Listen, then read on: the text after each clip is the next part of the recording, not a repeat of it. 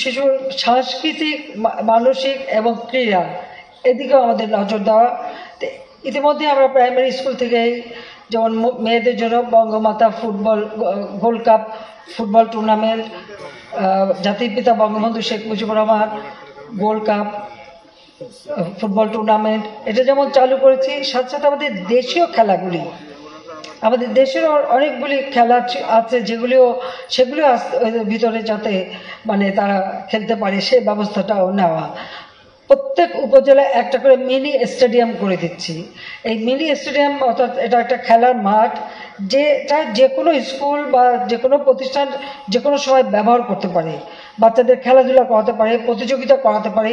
সেই উদ্দেশ্য নিয়ে কিন্তু প্রতি উপজেলায় একটা করে মিনি স্টেডিয়াম নির্মাণ, যেন 12 মাস বাচ্চারা খেলাধুলার ভিতরে থাকতে পারে এবং সেইভাবে ব্যবস্থা করা, সেটাও আমরা করে দিচ্ছি। ইতিমধ্যে প্রায় অনেক উপজেলা হয়ে গেছে, পর্যায়ক্রমিকভাবে সব উপজেলায় আমরা করে দেবো।